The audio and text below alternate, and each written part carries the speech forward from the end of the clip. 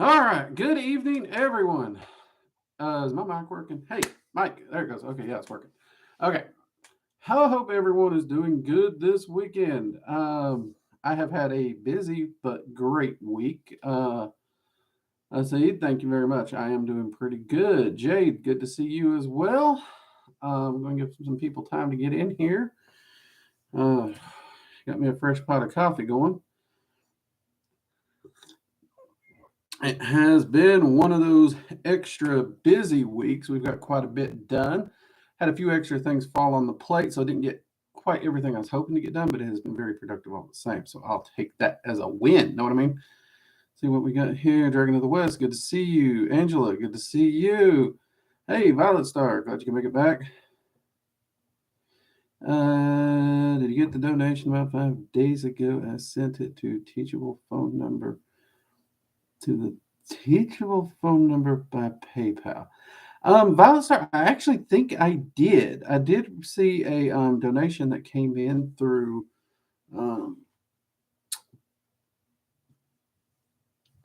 Teachable and PayPal.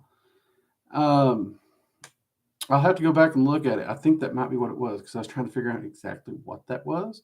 That was the first time I've seen that one actually happen. So I appreciate it very much, Violet Star. I appreciate it.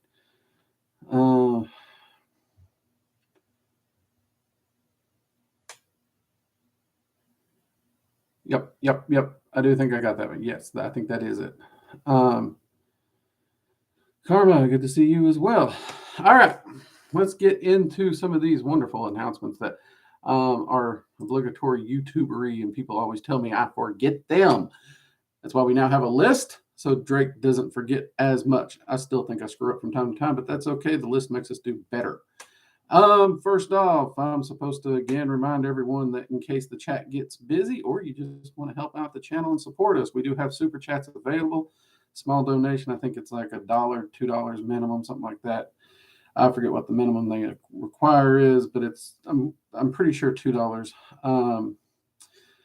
But it flashes it up really fancy on the screen. So if you have a comment, I make sure I see it and it don't get lost in the shuffle. Secondly, we did have to close down. Well, we didn't close it down. Discord closed down the server on us, unfortunately.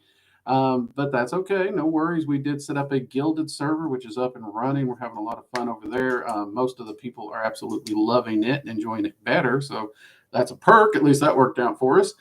And you can find the link for the gilded server in the About section, or Jade, if you could kindly go ahead and throw that up in here for them as well for the application link, that'd be great. For those who don't know, we do have an online school at workingdragonmystic.com.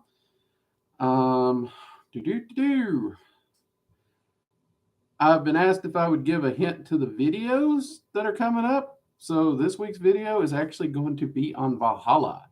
Yeah, we're trying to clear up some misconceptions and talk a little bit about Valhalla this week. And this one, need to make sure I can see. Our self-mastery shirts are on sale at the merch store. See this? Look at that. Self-mastery. Well, my necklace is in the way. Self-mastery is, and it says mastery of body, mastery of mind, mastery of emotions, and mastery of spirit. I can't read backwards. But I actually had to order this because so many people's asked me if what the t-shirts would look like and if they were comfortable and so many things. I don't usually wear t-shirts, as most of y'all know. This thing is really comfortable. This is really comfortable. I may actually have to start buying more of these because I am doing a lot more working out and stuff. And though I have worn my button-ups to work out, you get so many weird looks at the gym, you show up in a button-up. So this actually is going to be my new workout shirt just because of the self-mastery concept. But definitely a wonderful thing. Which reminds me, you should be seeing like a YouTube merchy shelfie thing below the videos nowadays. So that should help. Also show you some of the stuff that we do have at the merch store. The merch is, we mark it down as much as we can. It's just a nice little way to help out the channel. And, I think everybody likes fun little knickknacks. I know most of my friends do. And, well, for me, it comes in handy to get the coffee cups, which these are part of that merch, too. And somebody asked me, these are like 11 ounces. This is actually the smallest coffee cup I own. Uh, so we got that done. Let's see what else we got in these announcements before I forget. Facebook is still being a pain in my patootie. It will not let me accept people. It will let me post, but it won't let me let people in, which is getting on my nerves. But many of you told me not to close it down, just to keep everyone noted that it's not letting me accept people that way, because several of you apparently have found me through Facebook, which is pretty cool to know. I think that is, yep, okay, I think we got it. Cool. Look at that. I did it. Yep, and Jade's got that up there. AT, welcome. Okay, that's a military rank, and see, it is, yeah, I hang around so many military people, it's so weird to think of that. But AT, welcome. Mugs up to you. Luna, good to see you. Joined the Gilded and enjoyed it a lot. Hey, Carmen, glad you joined it. Glad you're having fun over there. Luckily, Jade, our admin, has really been a big help for that over there. She's a lot better with tech than I am. And the poor thing is actually trying to teach me how to use it, which that takes an amazing amount of patience, but she's doing pretty good. I'm actually getting pretty savvy in it. So who knows? Maybe in a week or so, I might even actually know what I'm doing. Bornolda's good to see you. Perwin, welcome. Glad you can make it. Before I forget, also, if you are here, make sure you hit the thumbs up button. Give us the likes. If you enjoy this content, it does let the YouTube know you like it, and they'll show it to more people. Gets this information, this content out to more people who are seeking, which is kind of why we're here. So be sure to hit that thumbs up button. Let's see what we got here. Tell them, do you work with Jen? And if so, what would the benefits of doing so? I have worked with Jen in the past. It just depends on my particular mood as to what the benefits are. Really, it's the same with any entity. There's not one particular entity that really has a mastery over one benefit over the other. Jen are pretty much, I mean, in my experience, all the Jen I've worked with they can usually get offended easier in some cases, but by and large, the benefits are the same exactly as working with any of the goetic spirits. If you find the right goetic spirit, you still have to find the right Jen. That's really it. It's just kind of the ease of use. I actually find the goetic spirits to be a bit more easy and approachable. Jen are a bit more of a wild card in my experience. Some of them can be very, very easy to contact. Some of them can be very, very difficult to contact. And their mood swings are just unpredictable. It's like you're on eggshells the whole time. And almost no matter how you build the relationship. We all got that friend that's, always like half a gnat's ass hair to getting pissed off and like punching the guy beside him.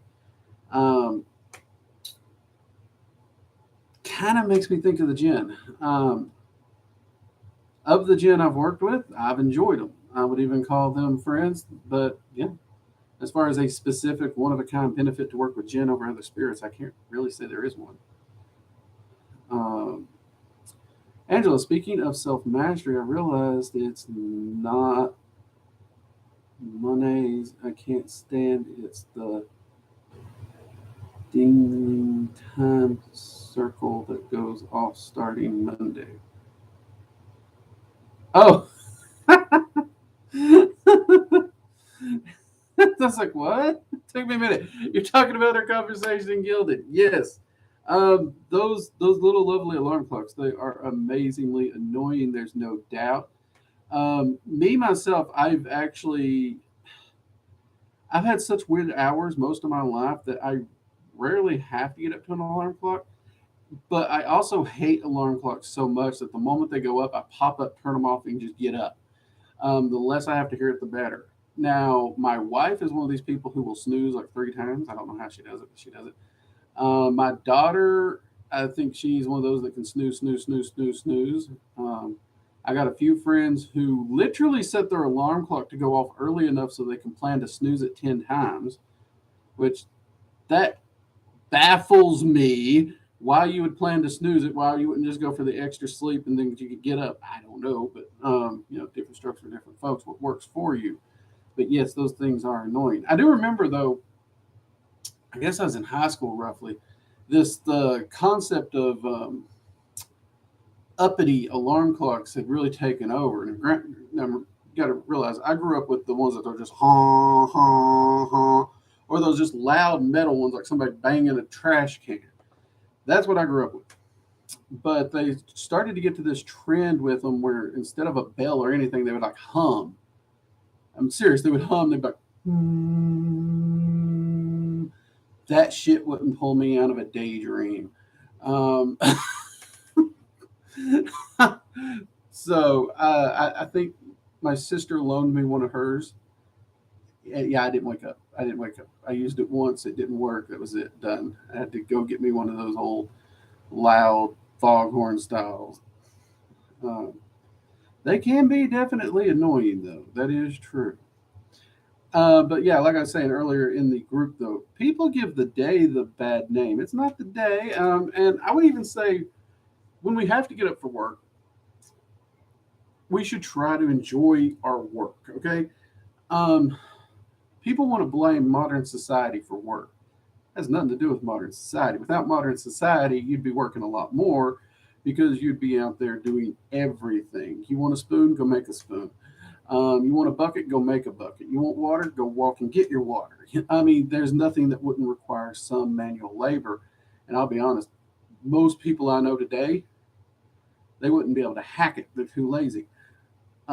So every day would have work, and literally there would be no entertainment compensation. It would be strictly survival. Um, and I try to remind myself of that, and I try to understand that what I do when I work, even when it's frustrating because it gets there, that it's all part of it allows me to do the things I enjoy, and it allows me to not do things I don't want to do. Um, I grew up on a farm and a ranch. Can I raise cattle? Can I slaughter cattle? Yes. Can I raise a garden? Yes. Do I want to do it? Not really. No, I don't. I was, as my grandfather would say, I was a great farmer, but I sucked at the motivation to do it. he always complained because skill set wise, I was one of the better ones on the property. But motivation to get up and do it, my get up and go done got up and left. So, and when it came to working hay, forget that crap. I hate that.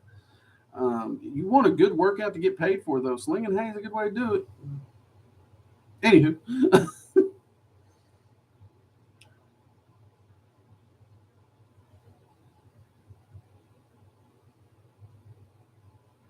Say, Karma, speaking of Jen, whenever I say I want to work with Jen, I get the same response. Don't if you want to have a life. What do you think of this? Okay, a lot of people want to give Jen this. Jen are kind of like the new demons, okay? It's kind of funny because now that everybody has dispelled most of the misconceptions and myths about demons, now Jen get to be the new bad guys. They really do. So that's largely where that's coming from. And yes, Jen can be offended. When a Jen's offended, he is going to give you all kinds of hell. You know what? Every spirit will do this. In fact, the worst for this is angels. You offend an angel, you're fucked. Um, they might be harder to offend, but when you do it, you're screwed. It's just that constantly people's wanting to find something to blame. They're wanting to find something. It's not, this entity is just mean. It's not that you were an asshole. It's not that you were disrespectful. It's not that you're a complete jerk when you talk to people. The entity's just mean. And people are wanting to not take that into consideration. Now, would I say Jen are perfectly safe? No, I would not. But then by and large, you all know this. I don't say magic is safe either. It should be taken very seriously. It should be taken with precautions, and it should be handled respectfully. And anytime you approach any entity, you should do your research and you should approach it with respect. Um, and you should do the best you can. And yes, as Angela says, be polite. Um, Ironically, most people don't do this. First off, they approach magic as a tool in order to just get what they want with no effort. Most people who contact me about magic, they want a solution to all life's problems yesterday. And the moment you mention any kind of study, work, or any kind of dedication, they check out. That's it. They're done. They don't want to take any responsibility or have any sort of accountability. And if that's the mentality, don't go near magic. Magic is the last thing you want to touch because you bring magic into your life, responsibility and accountability are going up by at least 100 times. So if you don't want accountability or responsibility, stay away from magic. Um, and Jen will hold you to your word. They are very specific like that. In a lot of ways, I actually kind of think one of the reasons I don't have an issue working with Jen is they kind of remind me a little bit of Faye. They get a, I mean, they definitely have different personalities, but you're kind of in that same eggshell concept until you really get to know them and the individuals you're working with. So you got to be careful and respectful, and really take the time to look at things from their point of view, not yours. Because newsflash, they don't care about our point of view. Let's see. I am the one that plans to snooze because I want a bit of time to meditate before getting up. Okay, now see, that makes sense, Angela, because you're not actually going back to sleep. You're getting up, snoozing so you can meditate. Now, that makes sense. To me, that's almost like setting a second alarm for get up, meditate, then that alarm goes off. So that actually makes sense, Angela, which is a pretty good idea. I like that one. Let's see. Is that Jasonius Arcanum? Greetings, I'm new here to your channel. I found it as I was researching packs. I've watched quite a bit of your content and has provided insight into some of the basics I'm missing. Thank you. Glad I could help. Glad I could help.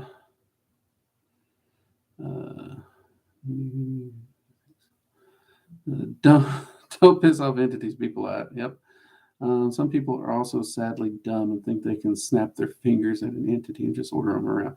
That is kind of a very, very unfortunate mentality that has been built up. It really is.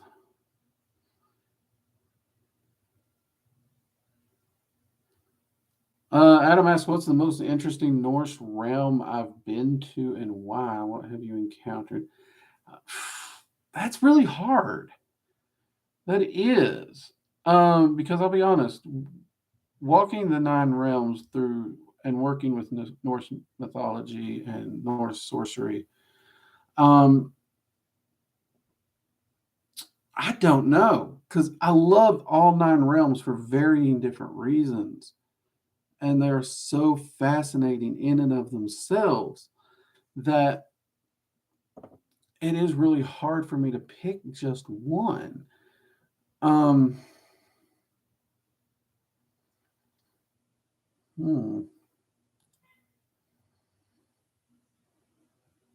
don't know if I could. I really don't know if I could pick one out. Every one of them was so unique in its own ways, and the way that each realm had its own customs and ideals that at the same time being so drastically different still kind of connect in with the tapestry that is the Norse realms. I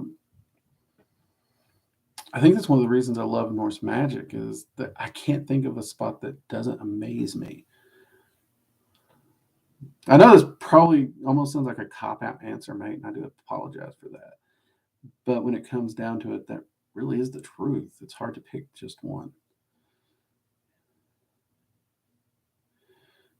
Caleb, good to see you. Glad you can make it. Mugs up.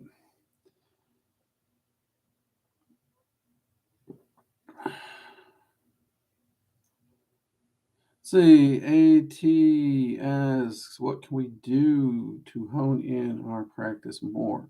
Some of us have a hard time truly working our practice into our daily lives. Okay, that kind of depends on what you mean by hone in. Like if you're talking about results, you're going to have to collect your data, and keeping your journal is really the best way to do that, because that's where you're going to record your workings.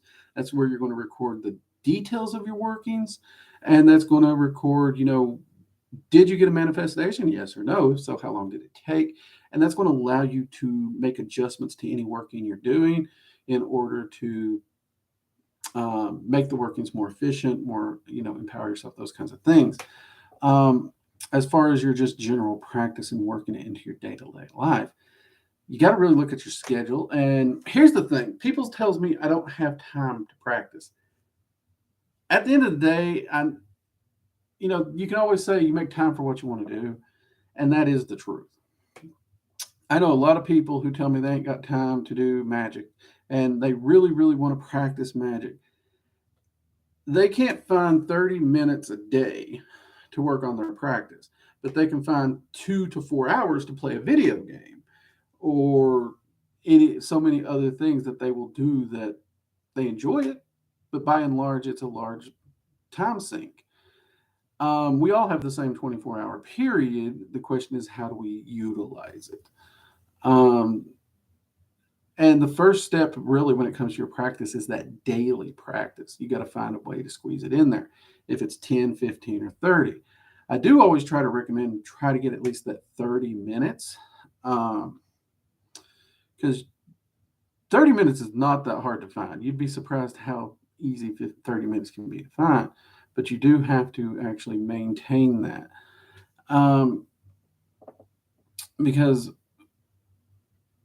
it is a practice. It's something you have to do. It's like at the gym. You're going to have to make time to go to the gym. You're going to have to make time for the workout. You're going to have to track the workout. You're going to have to track out what reps, what weights, all those things. You need the data. Magic's really no different. You're going to have the same data, and you're going to have to have the same commitment to see progress. I know a lot of people who will practice for a couple weeks to a month or even 3 months. They won't touch it for 6 months, and then they'll tell me, well, I've been working at it. I've been practicing magic now for 9 months, and I haven't got any results. And when I sit down and talk to them, they started practicing 9 months ago. They put 3 months of solid work into it and ain't done nothing. That's not 9 months of practice. That is 3 months of practice, just 3. That's like me saying I was on a diet all year last year, which really, let's be honest, I was pretty good in January.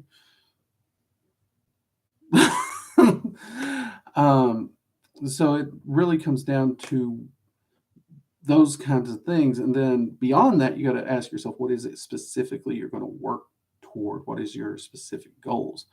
Because depending on your specific goals, again, like working out, you're going to approach the problem differently.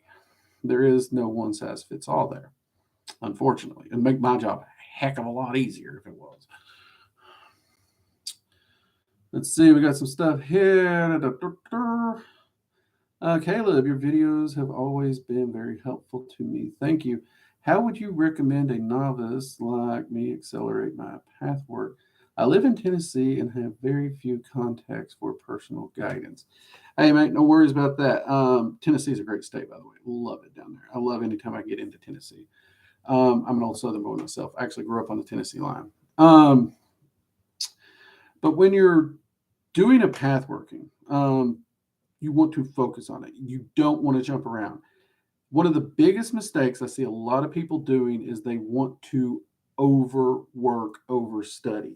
So, and I've said this on this channel before, if you actually want to learn, if you actually want to make progress, focus.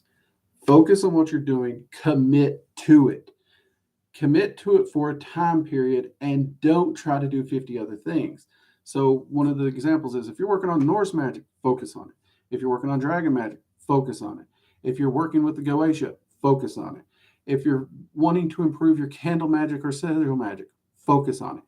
Don't try to do dragon magic, Norse magic, candle magic, sigil magic, Goetia, soul travel, divinations, and just keep listing off different things that you continue to study. I know so many people who are trying to literally path work 5 different paths at once. And the simple fact is you can't split your focus that way and actually expect progress.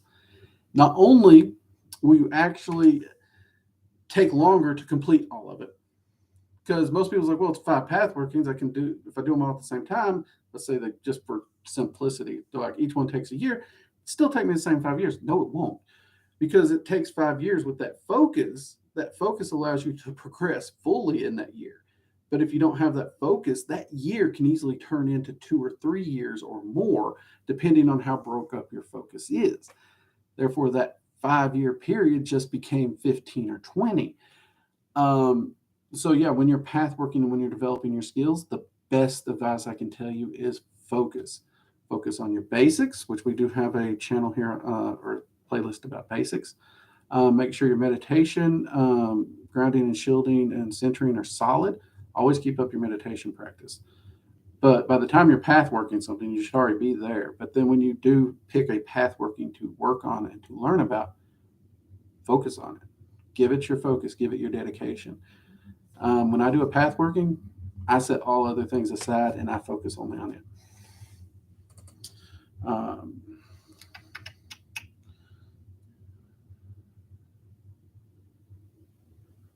Whoop, we jumped. Crap.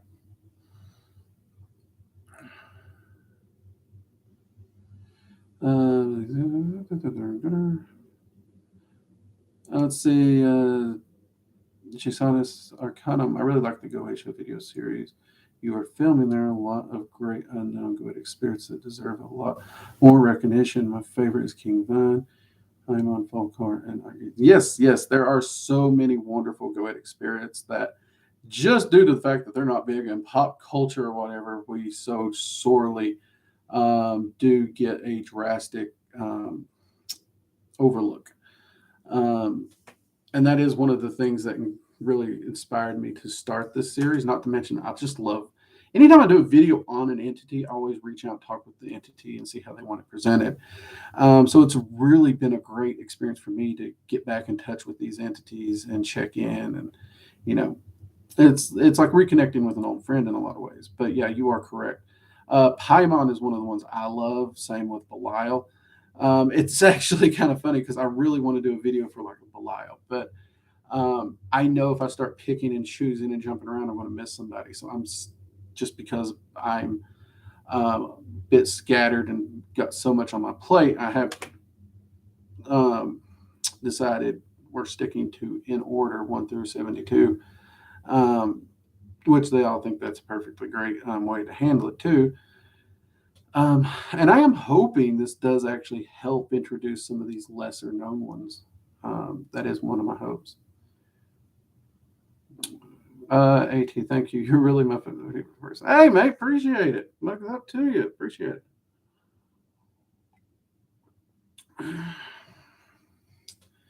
I admit you guys are pretty great too.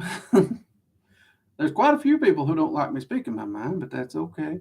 They got their thoughts. I got my thoughts, and the thing is, those people who get all flustered with me, it's like, you know what? You get flustered. I'm going to sit here, drink coffee, and I'm going to have a good day, and you go be flustered. I ain't going to let it bother me. But then you guys come along and you're like, hey, you're doing a good job, or we appreciate what you're doing. That I let affect me because I appreciate you. I really do. Let's see. AT, have you ever or would you ever put a hex on someone? Oh, hell yes. Okay, here's the thing. Magic to me is a tool.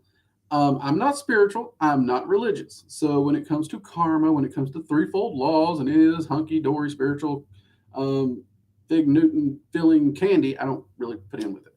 Have I hexed people? Yes. Would I do it again? Yes. And here's my general thoughts on it. I have the right to defend and protect my family, myself, and my loved ones. And I will do so. It's pretty much that easy. So if you want to hurt me, my family, or my loved ones, if I can't deal with it in some way on the physical for any number of reasons, I have no issues using magic. I really don't. I am a very protective individual of my friends, family, and loved ones. I do believe in warnings. Anybody who knows me knows where I stand. That includes, say, my daughter's boyfriends, for example. They generally know where I stand. And they know that, you can break up with my daughter. That's fine. I understand differences of opinion and, you're not the right fit. But if you raise a hand to her, if you hurt her, I will break you. So, yeah, I would hex someone in a heartbeat, given the correct circumstances. Now, I would do it for a just reason, mind you. Like someone actually caused some harm to someone I know or is threatening someone I know with harm in some way. So I would make the punishment fit the crime, as you would say. Um, I don't just willy nilly go around slinging magic and hexes like that, but I would do it if it was called for. Let's see, Caleb. My mistake was I jumped directly from sigil work to Clefathic work. I didn't. Oh, yeah, Caleb. Hey, don't worry, mate. I made the same mistake. If you've watched this channel for a while, you may have seen. I really, even as an experienced magician, when it came to the cliff off, I dove in too quick, too dumbly, unprepared, and it messed me up for like 2 years, mate. It really did. That said, I did go back and rework through and pathwork the cliff off, and I really enjoyed it. As far as its growth and lessons, oh Lord, was it hard. But I do kind of like those harder and harsher workings. Definitely not something I recommend for beginners. But yeah, I understand that one, mate. See, when I have the intent on Lucian, in a sense, so far, I have had to do other things that have led me away from path working, which is heading through the cliff with your thoughts. Um,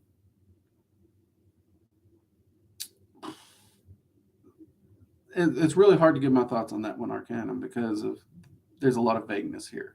And one of the things when it comes to life is part of a magical practice is learning to balance it with life. Okay. So if life is happening and you're having to put it off, there's an unbalanced aspect there. And you're going to have to try and find a way to bring that into balance. One of the things that a magician has to do is bring working life within the physical realm into balance with his magical practice. A lot of people want to separate these two and say, as long as I'm practicing magic, I don't have to worry about this. Horseshit. The real world is the real world. We are physical beings. Whether we are energetic beings trapped in a meat suit or not, we are here on the physical plane, and we do have to exist within the plane we are in. Like it or not, them's the rules. Just like if you go to the Fey realm, you have to follow the rules. Um, so yes, as a magical practitioner, we are required, as part of our practice, to actually balance it in with the physical.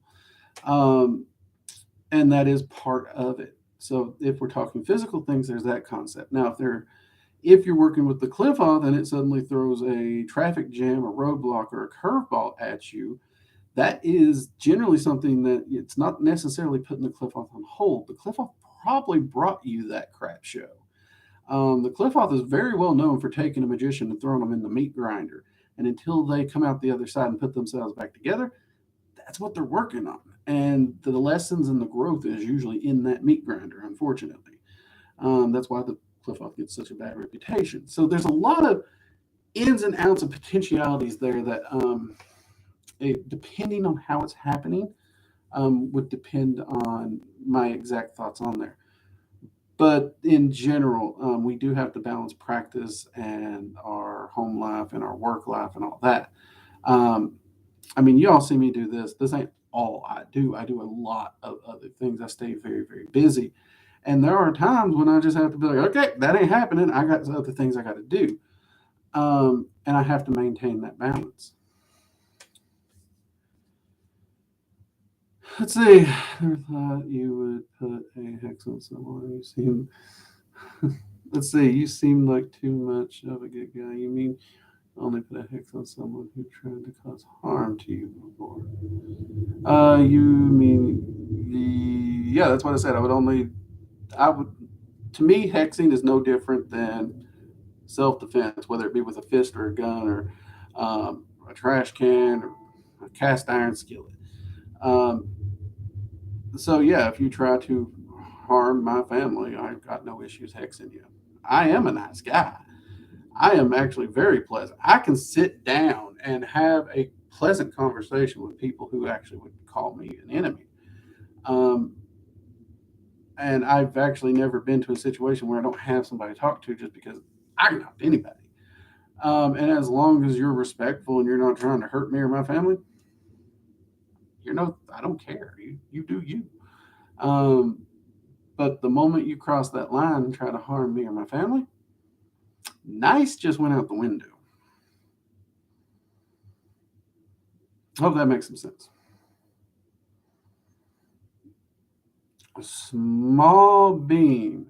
So, what's the best way to improve deep in a Norse practice if your advice is to just work on one path at the time? Well, I mean, if you're currently scattered, then I would definitely put your focus heavily into Norse. For example, when I originally did my first really deep path working in Norse sorcery, I actually didn't touch any other forms of magic. Any problem that appeared in my life, I had to solve it with Norse magic. That was one of the criteria I placed on myself. Even this year, I am currently doing the Norse path working and outside work based things, um, which this was something that Odin made clear when it comes to work based things, like research or shooting the Goetia videos or whatnot. I can do that. Otherwise, he's still got me tied down and doing everything through Norse magic, which is one of the reasons in most videos this year you've seen more of the Nordic stuff behind me, because I do actually use these behind me in my practice. And when I shoot the live streams, I generally just come in here and set up and go live, because they're not scripted. But that's really the best thing I can do is tell you to focus. That's one reason I am hoping to get a Norse pathworking course up, because one of the hardest things for most people is finding a good pathworking to put that focus on. So, I mean, on one hand, it's easy to say, put your focus on what you're doing. So if you're wanting to deepen your connection with the Norse, focus on it. Okay. What does that mean, Drake? Okay. Well, in a general term, what I'd probably do is I would focus on something like a hailing ritual practice and meditation daily. I would put focus on working with specific Nordic entities on a regular basis. I'd probably spend a month, if you haven't, just focused on teachings and working directly with Odin, and then a month working with Thor, and a month working with Freya. I've deepened those connections there. I've deepened my ritual workings daily. I would also deepen my runic meditations as well, and my runic practice. I'd also focus during that time period. I'd also keep all my spell workings focused within the Nordic magics, which is going to largely be based within Golder magic and rune magic for most people. And I would just go deeper. I would make it a much more focused and dedicated working. A lot of people just do it passively. They'll only get the runes out when they need to do a spell, or they'll occasionally do a rune. They don't spend, or they'll do rune readings, but they don't do meditations. They don't actually take the time to truly spend with the runes. A rune reading is not a rune meditation. And they will make offerings to the gods, but they won't spend time directly with them, conversing with them, or even meditating on them so they can receive wisdom and lessons. Those are all things that you can do pretty easily to deepen that connection.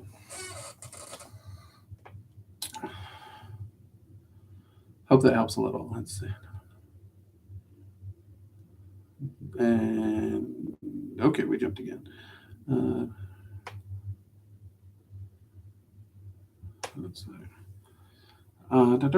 Idea. Always loved your Norse videos. It's the reason I'm here. I'm here learning much since joining the community. Make sure to like the stream. Make sure to like this. Hey, AT, thank you. Yes, if you are here, hit that thumbs up button. Give us a like. It helps the channel out a lot. It's one of the best ways to support us. And AT, that's good, because hopefully we got some more Norse videos coming out this year with this pathworking. I'm sure I'm going to have plenty to say on that. Well, actually, we got a video on Valhalla coming out Tuesday, so woohoo! But we got 23 people in here, only 15 likes. We can do better than that. I'm not that ugly, people. Hit that thumbs up. Maybe I am that ugly. Okay.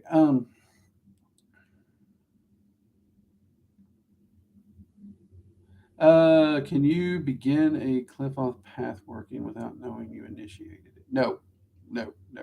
Those are very, very deliberate gates you have to open. You can't accidentally open that door. Thankfully.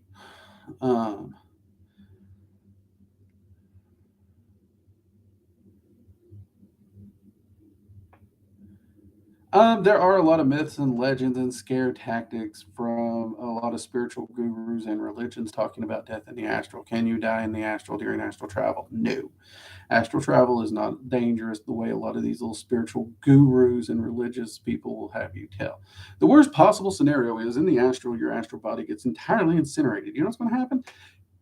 Have you ever been asleep or half asleep in a daydream? You suddenly feel like you're falling and you go, and you wake up?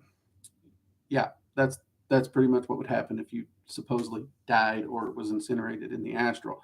Your astral body goes poof and you wake up. That's about it. Honestly, a jump scare would be worse. And in my case, roller coasters are worse. I hate those things.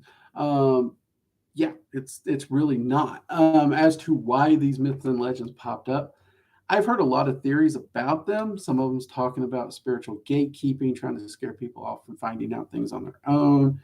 Some people's, the normal conspiracy mill.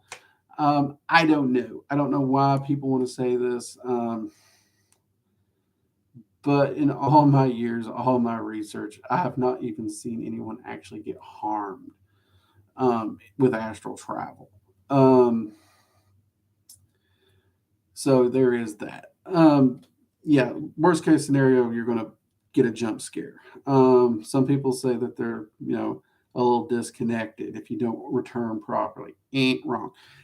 Essentially, what's happening anytime you're doing any kind of journey work, you're going to pick up on different energies. If you're not already grounded and shielded and you're not maintaining your personal energy while doing journey work, those energies will affect you, which means when you wake up, they will also be affecting your physical body to some slight extent. In which case, guess what? You can easily do a grounding exercise and you're fine, or you can drink water and have a sandwich or a cup of coffee. Cup of coffee is my favorite. That'll ground you out too, and boom, you're fine. You're ready to go. Your head's clear. You're straight. It really is that easy.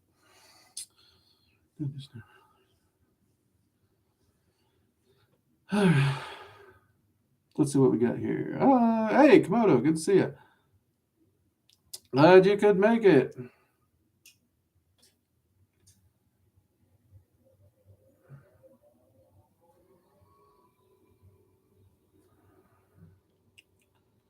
Let's see. What do we got?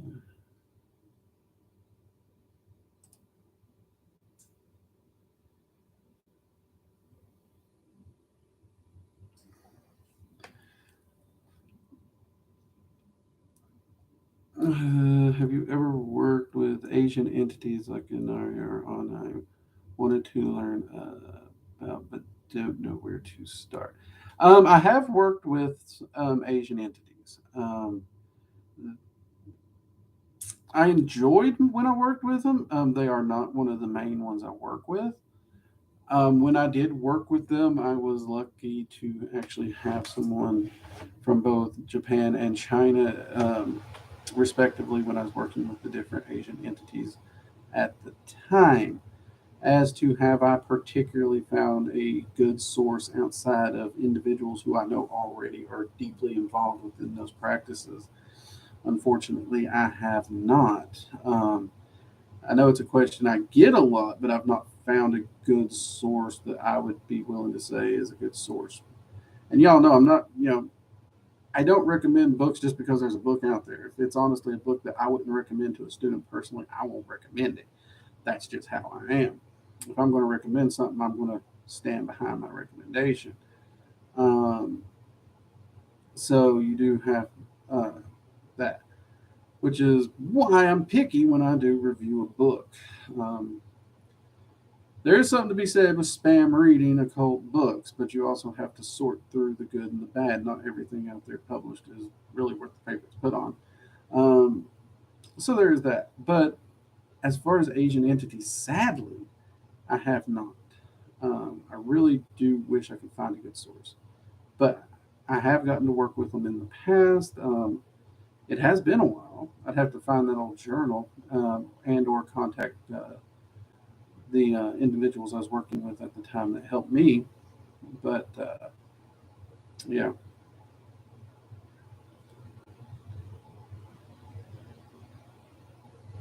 All entities are multi-spectrum entities. There is no such thing as a pure one spectrum thing.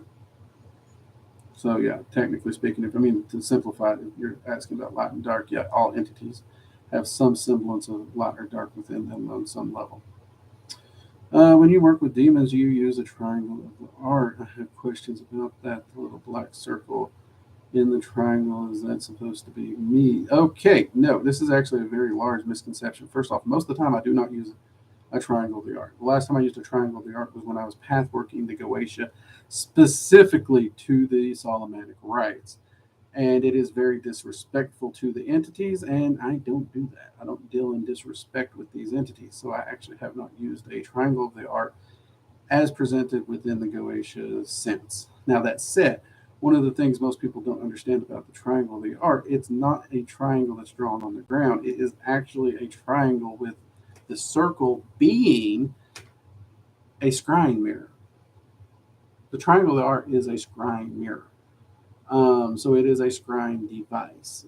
Set up when you set it up appropriately, it is a triangle with a mirror set into it. So it's a scrying device. And you're scrying in to see the demon or the entity via that method. That is what the triangle of the art is. And yes, there are bindings around it and all this.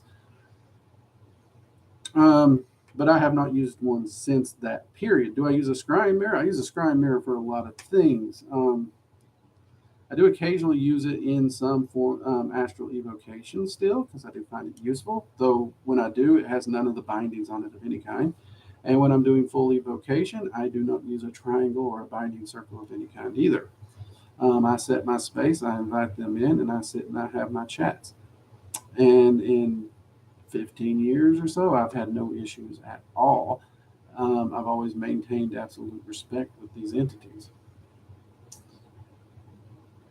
So, yeah. And yeah, when it comes to my students, um, I personally do not teach the Samanic traditions as it is presented with in the Goetia to the letter.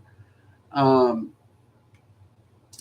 I do teach evocation, which many of you know I'm attempting in this crazy year that's getting busy to get an evocation class done. But I teach it in a very respectful, non-binding, non-religious, non-assholey manner. Um, and that's what I teach my students personally when I'm working directly with them. So they have no need for the triangle of the art either. That said, if someone wants to study, research, and understand the Solomonic tradition, and for those who use the Solomonic tradition and get results from it, I got no beef with you. If it's working for you, do it. And as I said, I once pathworked this to gain a better understanding of the rituals within it. Um, so even I have done so.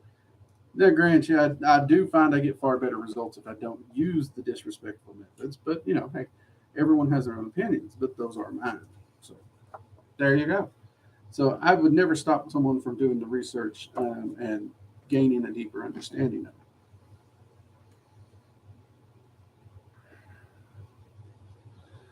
it. In full evocation, yes, the entity can come out of the scrying mirror. But you don't use a scrying mirror during full evocation either. You would just, yeah, you just evoke the entity. There's no scrying mirror during full evocation.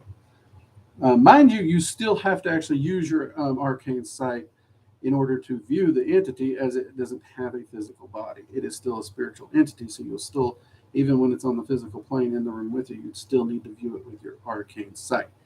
That's a big point. If you're asking whether or not it's going to pop up in the room with you as physical as my coffee cup here, nope, that don't happen. That'd be really cool if it did.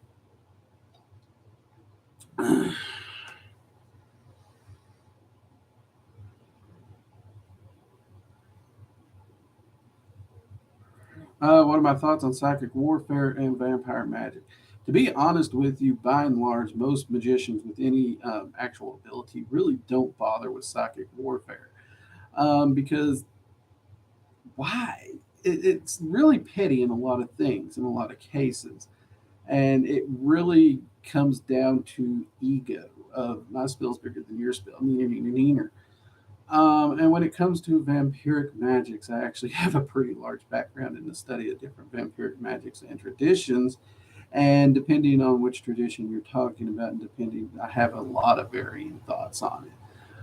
Some of those people are a bit cracked in the head. Some of them are actually very skilled and talented magicians. Um, and vampiric magic's not just one single. It's a um, at this point it's become a term like ceremonial magic. It's one term that describes a general practice, but that practice has been manipulated and shifted into so many different traditions that it no longer describes easily the singular tradition. Um, so, and I think it's fair to say within every practice, you got your good people, you got your crappy people. And I would say that's no different within that. Now, the interesting part about vampiric magic is people want to associate vampiric magic with the concept of vampires. The two are actually separated. Um, Anyone can practice vampiric magic. It doesn't require a vampire to do it. And practicing it does not make you a vampire.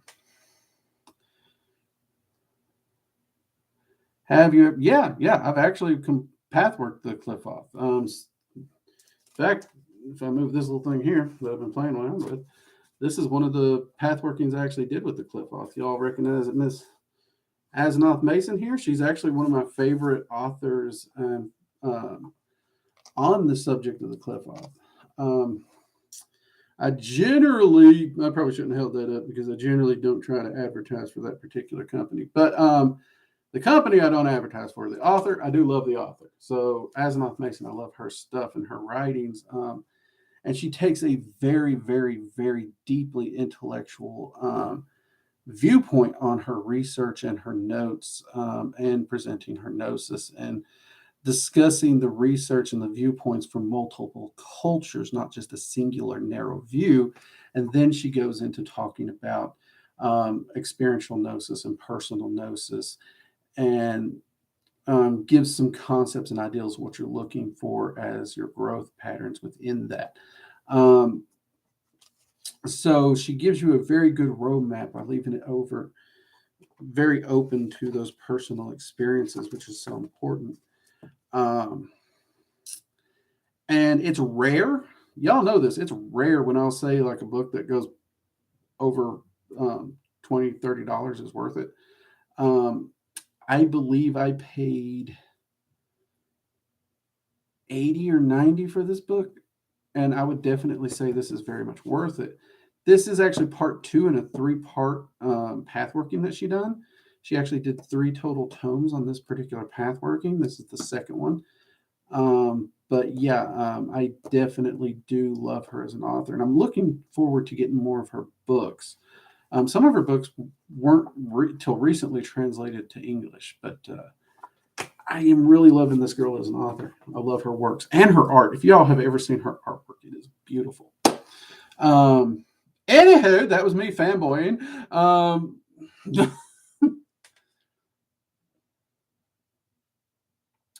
Well, if you think about it, you never thought about the triangle being disrespectful. Okay, picture this, if you will. I invite you over to my house. We're going to have a good time, right? I'm inviting you in as a guest. All right, come on over. I sit you down in a nice comfy chair, or maybe it's not a comfy chair. Maybe it's one of those old wooden chairs your grandma had that hurt your back. And then I chain you to it and say, that's it. We're going to be here the rest of the night. We're all going to be up moving around having a good time. But you stay right there. No food, no water, no fun. You sit, you stay. We ask you a question, you answer. would you want to come back to my house for a party? Probably not. Yeah. So yeah, it'd be disrespectful in the same concepts. Hope that helps. Let's see.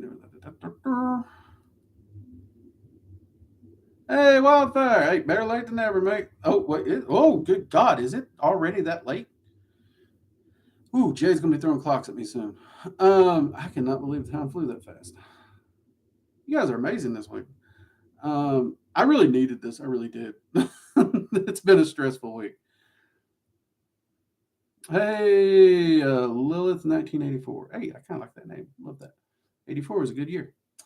New to Dragon Magic. Is it the same as working with the Decante or Goetic entities? Nope, nope, nope, nope. Not the same. Not the same. Many of those entities have a draconic form.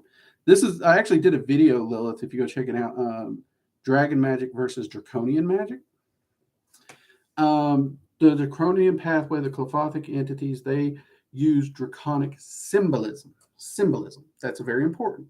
And they can indeed take on the shape, form, appearance of a dragon. Okay. But that does not make them dragons. Lucifer himself will definitely admit he is not a dragon. He has great respect for the dragons, and the dragons actually have great respect for him. But true dragons are very picky about people claiming to be amongst them. They don't mind people taking their shape. It's the more the claim of being them. And the path workings, the energies, and all those things are very, very different, if that helps. Now, Leviathan, amongst these entities, Leviathan does actually have a place within the true dragons. So, yeah, that Leviathan might be the exception to this. But when we're talking about the Decante Pantheon working with demonolatry and stuff, most of those entities are not dragons in any shape, form, or fashion. They can take on the appearance. When we're talking about draconian magic, such as the Qliphoth or any of the draconian path workings, again, talking about Asenath Mason, she does a lot within that. Those are not dragons either. Ironically, this is one of the ways that I originally got into working with the Qliphoth, was doing my research for dragon magic and trying to sort out how these two terms are so similar, but the practices are on complete opposite sides.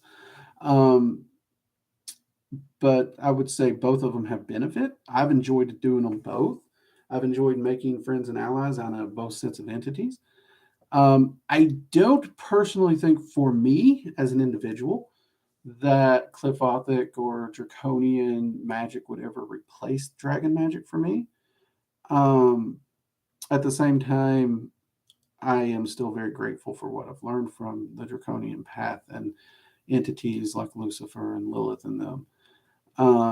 And I would consider them amongst my friends and allies any day of the week.